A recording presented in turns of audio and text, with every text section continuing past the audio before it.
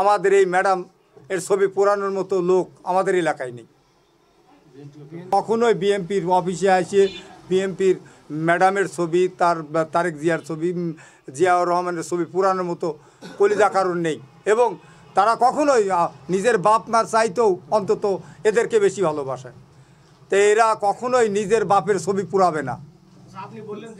না, এই সালিশ বিচার করে কেন্দ্রকে করে এই ঘটনা হয়নি।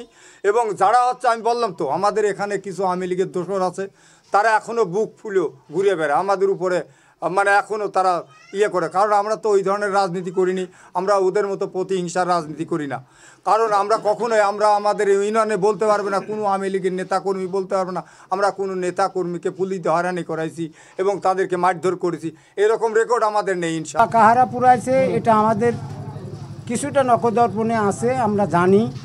এই মুহূর্তে আমরা নাম প্রকাশ করব না, আমরা চেষ্টা করব কিছু তথ্য প্রমাণ সহ প্রশাসনের কাছে অবগত করার জন্য। আমাদের এখানে একটা সালিশ হয়েছে, একটা সালিশ ছেলেপেলের কারণে সালিশটা ভেঙে যায়।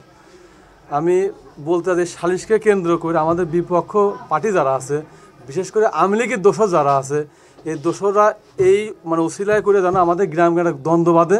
এই দ্বন্দ্ব বাঁধার কারণে আমাদের গ্রামের আওয়ামী লীগের দোসররা এটা পড়াইছে। আওয়ামী লীগ বুক ফুলে বেড়ানোর কারণে সারগুলো দেখেন, আমরা গত রাত্রে সামান্য একটা ছেলেপিলে একটা কাজ ছিল, ওটা ছোটো ছোটো সালিশ মতো ছিল। আমরা সেই সালিশ দরবার করে আমরা প্রায় রাত 9টা সাড়ে 9টার দিকে বাড়ি চলে গেছি। যাওয়ার পরে আমাদের এই কাহিনিটা হয়েছে রাত্রে, তা আমরা ভালো মতো কিছু জানি না। এই সকালবেলা এসে আমি শুনলাম, দেখলাম এখানে আমাদের এনটি গ্রুপ যারা আছে, আওয়ামী লীগের দোসর যারা, সত্যি কথা বলতে কি এরা এখনও ঘুরে বেড়াচ্ছে এবং একমাত্র এরাই করছে আমাদের এই কাজগুলো, তাছাড়া আল্লাহ।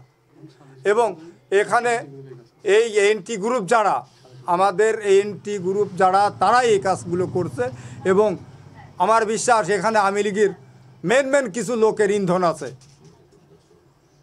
আওয়ামী লীগের যারা মেন দোসর কিছু আছে এখানে, এখনও আমি বললাম তো, তারা বুক ফুলে ঘুরে বেড়াচ্ছে। আমরা যেহেতু তাদেরকে কিছুই বলিনি, এই সাহসেই তারা এই অন্যায়গুলো করতেছে এখন পর্যন্ত। ওই সময় বিএমপির লোকজনের ওরাই আওয়ামী লীগের অফিস পুড়াইয়া, ওরাই অমুক কিছু করে, ভাঙচুর করে, হ্যান করে ত্যান করে বিএমপির নেতা কর্মীদের নামে বহুত কেস দিয়েছে এবং আমার নিজের নামেও কেস হয়েছে এই বিষয়ে। তো এই জন্যে আমি আপনাদের কাছে বলবো, আমার এই সঠিক বিচারটা আমরা চাই এবং আমি প্রশাসনের দৃষ্টি আকর্ষণ করি, তারা যেন অবশ্যই এই দোষরগুলোকে খুঁজে বের করে এর সঠিক বিচার করে।